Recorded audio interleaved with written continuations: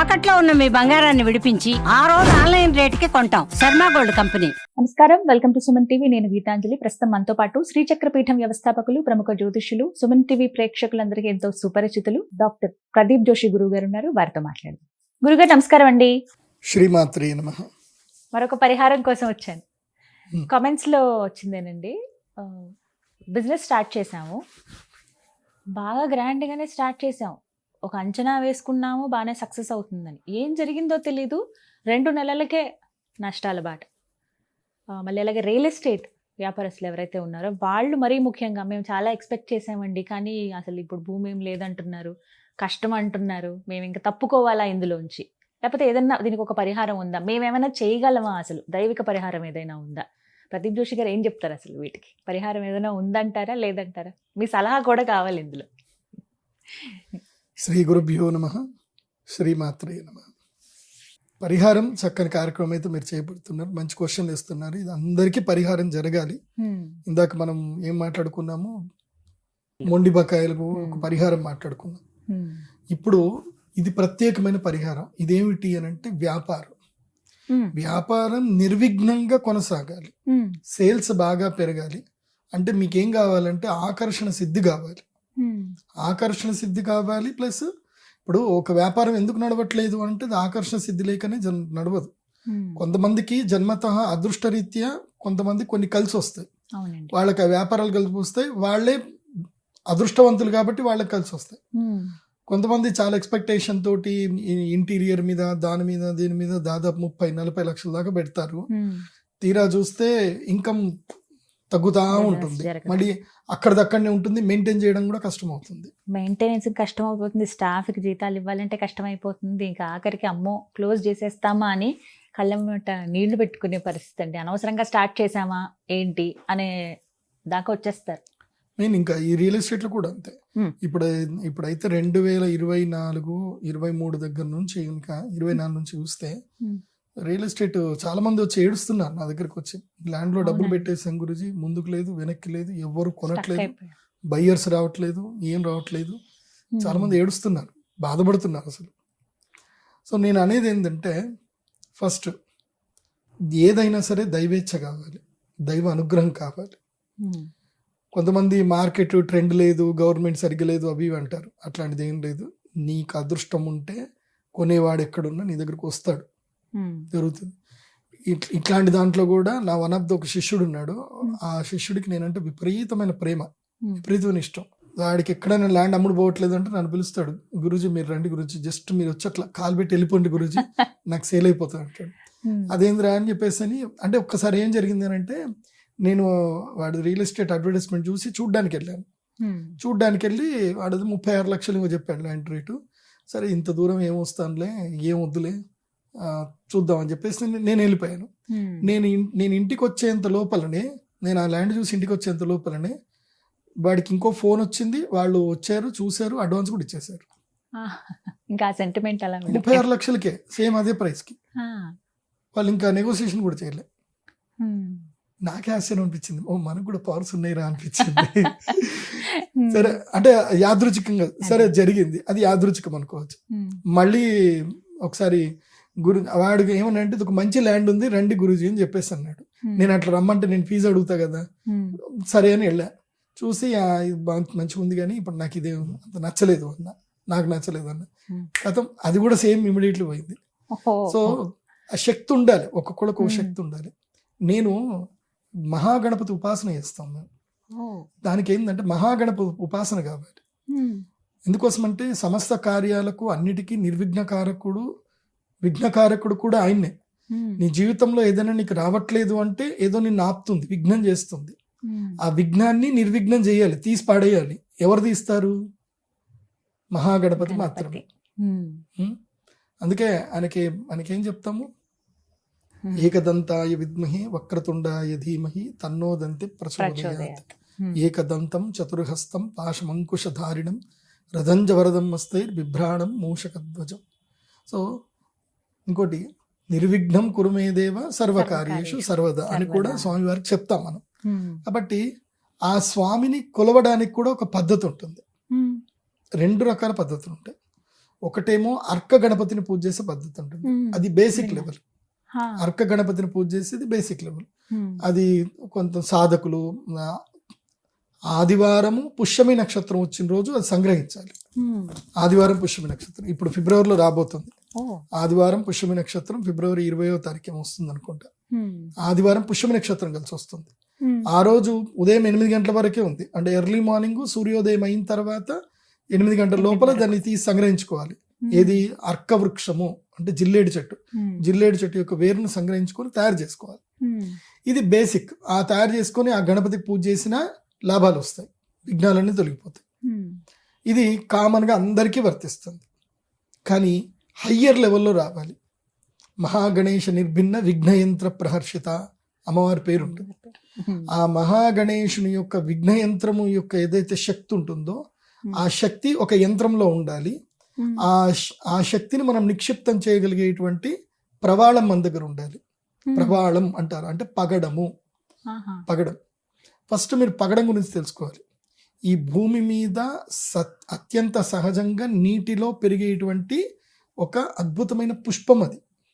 ప్రవాళం అనేది ఒక పుష్పం, కాకపోతే అది రాయిలాగా గట్టిగా ఉంటుంది. పుష్పం అండి. ప్రవాళం అనేది పుష్పం యాక్చువల్లీ. అది నీటిలో పెరుగుతుంది. అది పువ్వు ఎట్లా పెరుగుతుందో అది కూడా అట్లాగే పెరుగుతుంది. అయితే ప్రవాళంకి ఒక నియమం ఉంటుంది. ఏమంటే దాన్ని మీరు ముడితే చచ్చిపోతుంది, ముట్టకూడదు. పగడాన్ని ముట్టకూడదు, ఆ చెట్టును ముట్టకూడదు. పగడాన్ని ముడితే అది భయపడుతుంది. అంటే భయం అంటే ఏంటంటే దాని లోపల ఉన్న ఆ పవిత్రత అది ఏమవుతుందంటే ఎగ్జాల్టెడ్ అయిపోతుంది. కానీ పగడము తనంతట తానుగా పూర్తిగా అయ్యి ఆయుష్ అయిపోయిన ఆ పగడం ఏదైతే ఉంటుందో అలాంటి పగడాలు రేర్గా దొరకవు. అలాంటి పగడముతో అందులోపల రెడ్ కలర్లో ఉండాలి. ప్రవాళం అంటే ఏంది, రక్త ప్రవాళము లేదా ఎరుపు వర్ణంలో ఉండాలి. అంటే రక్తం ఏ వర్ణంలో ఉంటుందో ఆ వర్ణంలో ఉండేటువంటి యొక్క పగడము దొరకడం కష్టం. అలాంటి పగడముతో తయారు చేసిన గణపతిని మనం పూజ చేయాలి. అది ఒక తరానికి కాదు. ఇప్పుడు మీరు అర్కంతో చేసుకున్నది ఉందనుకోండి, మీరు అభిషేకం చేసినా ఏం చేసినా అది కొన్ని రోజులకు పాడైపోతుంది, పురుగు పడుతుంది. కానీ ఈ పగడం ఏదైతే ఉందో ఒక్కసారి మీ ఇంట్లోకి వస్తే మీ 100 తరాలకైనా అది అట్లాగే ఉంటుంది, పాడవద్దు, అట్లా స్థిరంగా ఉంటుందండి ఇప్పటికీ. కాబట్టి ఆ ప్రవాళ గణపతిని పెట్టుకొని గణపతికి సంబంధించిన అథర్వ శీర్షం ఒకటి ఉంటుంది. గణపతి అథర్వ శీర్షంలో మనకి ఆ ఉత్తర పీఠికలో చెప్తారు, దాంట్లో ఫలశ్రుతులు చెప్తారు. యో మోదక సహస్రేణ యజతి సవాంఛిత ఫలమవాప్నోతి. అంటే ఎవరైతే గనక 1000 లడ్డూలతోటి, 1000 లడ్డూలు అంటే ఏంది, ఇప్పుడు మన మామూలుగా కరిజలు అని ఇక్కడ మన తెలంగాణలో అంటారు, అక్కడ ఏమంటారో తెలియదు, కానీ ఒక పూరి చేయాలి. పూరిలాగా మోదకాలు అదే గోధుమ పిండితో పూరిలాగా చేసుకోవాలి. అందులోపల ఏం చేయాలంటే అటుకులు, తర్వాత కొబ్బరి పొడి, తర్వాత బెల్లము, తర్వాత కొంచెము ఈ చెరుకు గడలు అవన్నీ చిన్న చిన్నవి వేసి ఇవన్నీ వేసి కలపాలి మంచిగా. అందులోపల పేలాలు కూడా వేయాలి. పేలాలు వేసి అన్ని కలిపి దాన్ని ఒక మంచి ఇంగ్రీడియంట్ లాగా చేయాలి. దాన్ని నెయ్యి వేసే కలపాలి. కలిపి అవన్నీ కూడా తీసుకొచ్చి ఏం చేయాలంటే దీంట్లో పెట్టి దీన్ని మూసి నెయ్యిలో వేయించాలి. నెయ్యిలో వేయించాలి. వేయిస్తే అప్పుడు మోదకం తయారవుతుంది. ఈ మోదకం గణపతికి చాలా ఇష్టమైన మోదకం ఇది. కాబట్టి ఆ మోదకం అట్లాంటివి ఎన్ని కావాలంటే 1008 మోదకాలు కావాలి. 1008 మోదకాలు సిద్ధం చేసుకొని మీరు మీ ఇంట్లో కానీ లేదంటే ఇప్పుడు మా దేవస్థానంలో కూడా మేము చేస్తాం. హస్తా నక్షత్రం రోజు చేయాలి. ఏ రోజు? హస్తా. ఏ రోజైతే హస్తా నక్షత్రం ఉందో ఆ రోజు మాత్రమే చేయాలి. మిగతా రోజులు చేయొచ్చు, కాకపోతే దీనికి ఉన్నంత పవర్ దానికి ఉండదు. ఎందుకోసం అంటే గణపతి జన్మ నక్షత్రం హస్తా నక్షత్రం, ఆయన ప్రతి నెల పుట్టినరోజే. కాబట్టి హస్తా నక్షత్రం రోజున గణపతి పుట్టినరోజున చేయాలి. ఒకవేళ అది హస్తా నక్షత్రం కుదరలేదంటే శ్రవణ నక్షత్రం, అది కుదరలేదంటే రోహిణి నక్షత్రం. కానీ ఫస్ట్ ప్రియారిటీ హస్తా నక్షత్రం, సెకండ్ ప్రియారిటీ శ్రవణ నక్షత్రం, థర్డ్ ప్రియారిటీ రోహిణి నక్షత్రం. ఈ 3 నక్షత్రాల్లో ఎప్పుడైనా సరే మహాగణపతికి పూజ చేయాలి. మహాగణపతిని హస్తా నక్షత్రం రోజున ఈ 1000 లడ్డూలు పెట్టుకొని ఆ గణపతికి, ప్రవాళ గణపతికి అభిషేకం చేయాలి. ఎందుకోసం అంటే దీనికి ప్రమాణం ఏంటి? ఇప్పుడు ఉదాహరణకి ఇదంతా చెప్తున్నా అంటే నా సొంత పైత్యాలు కావు. నేను ఏది చెప్పినా ప్రమాణబద్ధంగా చెప్తాను. అంటే శాస్త్రీయ దృక్పథం దాంట్లో ఉండాలి, నోటికి వచ్చింది చెప్పకూడదు. దాంట్లో మనకి గణపతి అథర్వ శీర్షంలో ఏం చెప్తారు అంటే గణపతి యొక్క శక్తి చెప్తారు. రక్తం లంబోదరం శూర్పకర్ణికం రక్తవాసిసం రక్తగంధానులిప్తాంగం రక్తపుష్పై సుపూజితం అని ఈ రక్తం అనే వస్తుంది మొత్తం. అంటే రక్తం లంబోదరం అంటే ఆయన పూర్తిగా ఎరుపు వర్ణంలోనే ఉంటాడు. రక్తం లంబోదరం శూర్పకర్ణికం రక్తవాసిసం అంటే ఎరుపు వర్ణంలో ఏదైతే ఉందో అందులోపలనే ఆయన ఉంటాడు. రక్తవాసిసం రక్తగంధానులిప్తాంగం ఆయనకి ఎర్రచందనమే పెట్టాలి. రక్తగంధానులిప్తాంగం రక్తపుష్పై సుపూజితం అంటే ఆయనకి ఎర్రటి పుష్పాలే పెట్టాలి. రక్తపుష్పై సుపూజితం ఏవం ధ్యాయంతి యో నిత్యం సయోగి యోగినాంబరః అంటే యోగులందరూ కూడా ఆయనని రక్త గణపతి గాని ఎరుపు వర్ణంలో ఉన్న గణపతి గాని పూజిస్తారు. ఏవం ధ్యాయతి యో నిత్యం సయోగి యోగినాంబరః ఓం నమో వ్రాతపతయే నమో గణపతయే నమ ప్రమదపతయే నమస్తే అస్తు లంబోదరాయ ఏకదంతాయ విఘ్న వినాశినే శివసుతాయ శ్రీ వరదమూర్తయే నమో నమః అని గణపతికి. ఇంకోటి గణపతి యొక్క శక్తి ఇందులో క్లియర్గా చెప్పారు. త్వం బ్రహ్మ త్వం అంటే నీవే బ్రహ్మదేవుడు. విష్ణుస్త్వం రుద్రస్త్వం ఇంద్రస్త్వం అగ్నిస్త్వం వాయుస్త్వం సూర్యస్త్వం చంద్రమాస్త్వం బ్రహ్మ భూర్భువస్వరం అంటే అష్ట వినాయకుడు అంటారు కదా. ఈ అష్టవసువుల యొక్క శక్తులు ఏవైతే ఉన్నాయో ఈ 8 ఈ యొక్క సమస్త భూలోక ప్రపంచానికి ఈ సమస్త సృష్టికి బ్రహ్మాండానికి 8 మంది చాలా ఇంపార్టెంట్. బ్రహ్మత్వం విష్ణుస్త్వం రుద్రస్త్వం ఇంద్రస్త్వం అగ్నిస్త్వం వాయుస్త్వం సూర్యస్త్వం చంద్రమాస్త్వం బ్రహ్మ భూర్భువస్వరం గణాది ఈన్ పూర్వముచ్చార్య వర్ణాది ఈన్ తదనంతరం అంటే గణాదినే మొదలు ఉచ్చారించిన తర్వాత మిగతా వర్ణములన్నింటినీ ఉచ్చరించాలి. అనుస్వార పరతర అర్ధేందురసితం తారేణ రుద్ధం ఏ తత్వం అనుస్వరూపం అని గణపతి అథర్వ శీర్షం చాలా శక్తివంతమైన మహామంత్రం. అది ఒక 11 సార్లు చదవాలి, మినిమం 11 సార్లు చదవాలి. తర్వాత ఈ ఏదైతే మూల మంత్రం ఏదైతే ఉందో అది ఒక 3 బ్రాహ్మణులు 4 బ్రాహ్మణులు కూర్చోబెట్టుకొని ఆ మూల మంత్రాన్ని కూడా శక్తి కొలది ఎంత వీలైతే అంత చదవాలి. వాస్తవంగా 4 బ్రాహ్మణులు 5 బ్రాహ్మణులు మనిషికి 200 సార్లు అయితే చదవాల్సింది ఉంటుంది. లక్ష్మీ గణపతి మూల మంత్రం ఉంటుంది, ఆ మంత్రముతో పూజ చేయాలి. అయితే ఇవన్నీ అందరికి వస్తాయి కానీ ప్రవాళ గణపతి ఎక్కడ దొరకదు. అది కూడా పెద్దగా ఉండాలి, మనకి అంగుష్ట మాత్ర పరిణామం కన్నా ఉండాలి, అంగుష్ట మాత్రంగా ఉండాలి, పెద్దగా ఉండాలి. ఉంటే పవర్ అద్భుతమైన పవర్, ఇంకా అందులో డౌట్ లేదు. మా చుట్టాల్లోనే అంటే దాదాపు నేను ఇది నేను సిద్ధి పొంది 16 ఏళ్ళు అయింది. 16 ఏళ్ల క్రితం నేను సిద్ధి పొందినప్పుడు మా చుట్టాల్లోనే మా బావ ఉంటాడు. వాళ్ళు ఏంటంటే ఎంత చేసినా వాళ్ళకి ఏది కలిసి రావట్లా. ఒరే ఇదేదో చూడరా చేయరా అంటే సరే నేను పోయి వాళ్ళ ఇంటికి వెళ్ళి యాగం చేయించాను. యాగం చేసిన తర్వాత ఇప్పుడు మా బావ మా వదిన అంటే మా బావ తర్వాత మా అక్క వాళ్ళు మా మేనబావ అవుతాడు. వాళ్ళు చక్కగా యూకేకి వెళ్ళి సెటిల్ అయిపోయారు. వాళ్ళు మస్తు విపరీతంగా డబ్బు వాళ్ళకి. సో ఏదైనా సిద్ధి పొందాలి, సిద్ధిని సద్వినియోగం చేసుకోవాలి, శ్రద్ధ భక్తి ఉండాలి, అదేవిధంగా సనాతన ధర్మం పట్ల మక్కువ ఉండాలి, సనాతన ధర్మాన్ని కాపాడాలనేటువంటి యొక్క స్థైర్యము ధైర్యము ఆశయము అన్నీ ఉండాలి. అవి ఉంటే ఆ స్వామివారు అనుగ్రహిస్తారు. దానికి మేము ఉన్నాం, మేము మీకు సహాయం చేయడానికి ఉన్నాం. మరి ఎలా అండి మా అలాంటి వారికి మరి ప్రవాళ గణపతి ఎక్కడ దొరుకుతారు, ఎలా తీసుకోవాలి? నా దగ్గర ఇప్పుడైతే 100 ఉంటాయి, నా దగ్గర ఉంటాయి. నేను హస్తా నక్షత్రం రోజు మీరు ఇది ప్రత్యేకంగా మీ ఇంట్లో చేయించుకుంటే బెస్ట్. మీరు సామూహికంగా చేసుకున్నా అంతే డబ్బులు, మీరు ఇంట్లో చేసుకున్నా మీకు అంతే డబ్బులు. ఇంట్లో చేసుకుంటే ఒక 25,000 ఎక్స్ట్రా అవుతాయి, సామూహికంగా చేసుకుంటే 25,000 తక్కువ అవుతాయి, అంతకుమించి ఏం లేదు. మా టెంపుల్కి వచ్చి చేయించుకుంటే తక్కువ అవుతాయి. సో అంటే మా ఇండివిజువల్గా చేయించుకుంటే బాగుంటుంది. ఇండివిజువల్గా మా అమ్మవారి టెంపుల్లో వచ్చి ఒక ఇండివిజువల్గా చేయించుకోండి. నేనైతే చెప్పేది ఏంటంటే ప్రత్యేకంగా 4 బ్రాహ్మణులను కూర్చోబెట్టుకొని మంచిగా మండపం వేసుకొని 16 కలశాలు పెట్టుకొని మంచిగా ఇండివిజువల్గా చేయించుకోండి. మీ స్థానంకి రమ్మన్నా వస్తారు కానీ దానికి ఛార్జెస్ ఇంకా ఎక్స్ట్రా పడతాయి. కానీ దీనికి మాత్రం మినిమం మేము 1 lakh rupees ఛార్జ్ చేస్తాము. సో అందుకోసం అంటే ఆ ప్రవాళం గణపతి దొరకదు. అది ఇది పగడం గణపతి, ఇది ప్యూర్ పగడంతో చేసిన గణపతి. పగడంతో ఇంతే ఉంటుంది. ఈ గణపతికి మహాశక్తి సంపన్నం, దీంట్లో డౌట్ లేదు.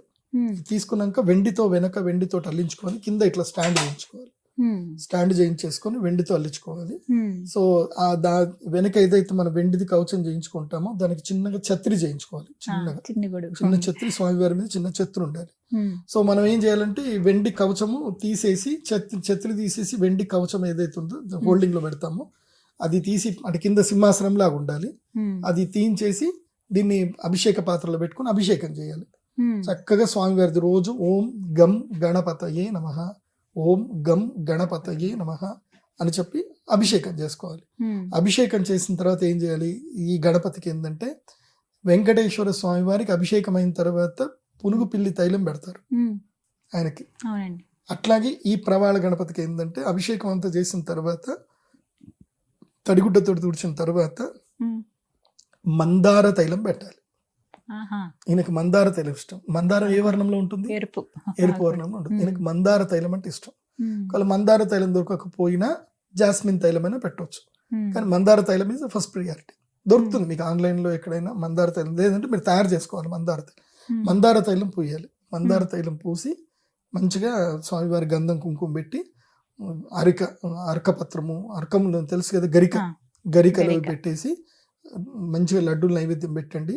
ఇది ఎవరి ఇంట్లో ఉంటుందో వాళ్ళ ఇంట్లో ఇంకా ఏ విఘ్నాలు రావు, వాళ్ళకి ఏ సమస్యలు రావు. ఏది వచ్చినా స్వామివారు కొట్టేస్తారు, ఇంకా దగ్గర దాకా ఏవి రావు. ఇది ఒక్కసారి తీసుకుంటే లైఫ్ టైం ఫర్ ఎవర్ మీరు మీ తరతరాలకు, వంశాలకు, అనువంశాలకు అందరికి వచ్చేది. ఎప్పటికీ ఇంకా అలా ఉంటుంది. సంకష్టహర చతుర్థి వ్రతం చేసుకోవచ్చు. ఇది మన వినాయక చవితప్పుడు చేసుకోవచ్చు. ఒక్కసారి స్వామివారు వచ్చారు అంటే ఇంకా మీ ఇంట్లో ఇంకా బాధలు, క్రైస్ ఉండవు. ఇంకా ఎప్పుడెప్పుడు పైత్యానికి చేసుకుంటూ ఉంటాయి తప్ప మీ అన్నిటికైతే స్వామి ఉంటారు. ఎప్పుడెప్పుడు అభిషేకం చేసుకోవాలండి తీసుకున్నప్పుడు? సంకష్టహర చతుర్థి ప్రతి చవితికి, ప్రతి మంగళవారము, తర్వాత ప్రతి పౌర్ణమికి కూడా చేసుకుంటే మంచిది.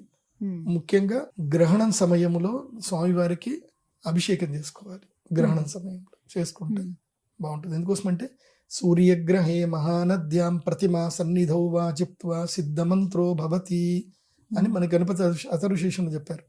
సూర్యగ్రహణం అప్పుడు ఈ గణపతికి పూజ చేసుకోవాలి. సో అందుకే ఇప్పుడు మేము సూర్యగ్రహణం వస్తుంది కదా, అప్పుడు ఎవరెవరైతే వస్తారో వాళ్ళకి ఈ గణపతి గిఫ్ట్ గా అయితే ఇస్తాము. కాకపోతే దానికి చార్జెస్ ఎక్కువగా ఉంటాయి.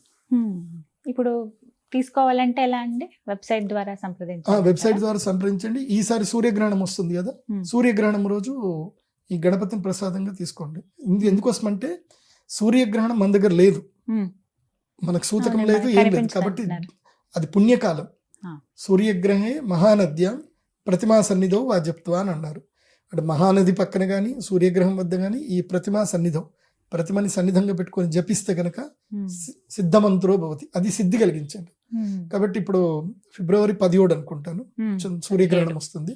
సో మనకు కనబడదు, ఆర్కిటిక్ అక్కడ కనిపిస్తుంది, కానీ మనకు పర్వకాలం. ఆ రోజు ఎవరెవరైతే వస్తారో వాళ్ళకి ఇది ఇవ్వడం జరుగుతుంది. వీళ్ళ డాడీని కూడా ఇవ్వడం జరుగుతుంది. వీళ్ళ నాన్నగారు కూడా మన దగ్గర ఉంటారు, స్ఫటికలింగం. సో వాళ్ళ నాన్నగారు, వాళ్ళ దొరగారు ఇద్దరు వస్తారు.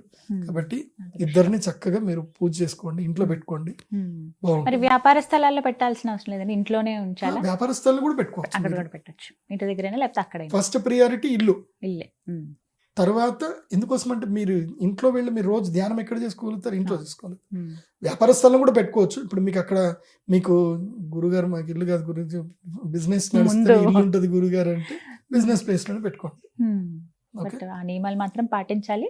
వచ్చే నెల సూర్యగ్రహణం అప్పుడు మాత్రమే వచ్చి తీసుకోవాలంటే చేసుకోవాలి. ముందుగానే కావాలంటే వెబ్సైట్ ద్వారా సంప్రదించాలి.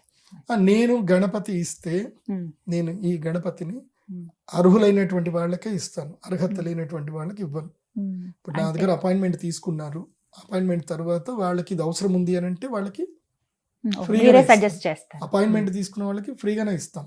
అంటే వాళ్ళకి ఇది అవసరం పడుతుంది అని అంటే ఫ్రీగా, అంటే కొంచెం చార్జెస్ చేసుకుని. ఎందుకోసం అంటే నేను అపాయింట్మెంట్ తీసుకున్నప్పుడు వాళ్ళకి ఒక న్యాయం చేయాలని చూస్తాను. ఏదో కొంతమంది 5,000 6,000 తీసుకుంటారు, కానీ వాళ్ళు చెప్పి 2 నిమిషాలు వాళ్ళ బాధలు వినరు, ఏం వినరు. చెప్పేసి వెళ్ళండి మీరు కాలసర్పదోషం ముందు పూజ చేసుకోండి అంటారు. వాళ్ళ బాధ వినాలి, వాళ్ళకి ఏందో అర్థం చేసుకోవాలి. వాళ్ళు మన దగ్గరకు వచ్చినప్పుడు మనం వాళ్ళకు ఒక మార్గనిర్దేశం చేయాలి, ఓపికగా మార్గనిర్దేశం చేయాలి. అలా చేయనప్పుడు ఫీజు తీసుకోవడం బుద్ధి కాదు నాకు. నాకేంటంటే నేను కన్సల్టేషన్ ఫీజు తీసుకునేటప్పుడు నాకు అది accurate గా ఉంది. నేను వాళ్ళు రాగానే ఏమంటాను తెలుసా, కన్సల్టేషన్ ఫీజు తీసుకునేటప్పుడు వాళ్ళంతా బయట అంతా ఫామ్ అంతా నింపుతారు, అంతా చేస్తారు. నేను ఏవి చూడను, జాతకం ఒక్కటి చూస్తా, కూర్చోండి సైలెంట్ కూర్చోండి అని చెప్తాను. వాళ్ళ గురించి మొత్తం చెప్తాను. కరెక్ట్ ఉన్నాయా అని అడుగుతా, ఉన్నాయి అని అంటే అప్పుడు చెప్తా. అప్పుడు వాళ్ళకి సొల్యూషన్స్ ఇస్తాను, వాళ్ళ బాధలన్నీ వింటా. నేను కరెక్ట్. ఇప్పుడు మామూలు కౌన్సిలర్కి ఆస్ట్రాలజర్ డిఫరెంట్ ఏంది? కౌన్సిలర్ నువ్వు వెళ్ళగానే ఏమైందండి, ఎందుకు వచ్చారు అని చెప్పండి అని అంటారు. అడుగుతారు. నేను కౌన్సిలర్ని కాదు కదా, నేను ఆస్ట్రాలజర్. చెప్తారు. నేనే చెప్పాలి నువ్వెవరు, నీకు ఏమైంది, అసలు నీ పరిస్థితి ఏంది, నువ్వు ఈ లోకంలో ఎందుకు పుట్టావు, నీ పరిస్థితి ఏంది, నీ స్టేటస్ ఏంది, నీకు ఏ టైంలో కష్టాలు వచ్చాయి, ఏ టైంలో దుఃఖాలు వచ్చాయి, ఏ టైంలో నీకు సుఖాలు వచ్చాయి, నీ లైఫ్లో టర్నింగ్ పాయింట్స్ ఎప్పుడు వచ్చాయి, ఇవన్నీ కరెక్ట్గా చెప్పాలి. చెప్తేనే ఆస్ట్రాలజర్, లేకపోతే గ్యాస్ట్రాలజర్. బట్ ఇదైతే చాలా మంచి అవకాశం. వచ్చే నెల వెయిట్ చేస్తున్నారు అందరూ. వెబ్సైట్ ద్వారా సంప్రదిస్తారు. ధన్యవాదాలు గురుగారు. శ్రీమాత్రేనమః.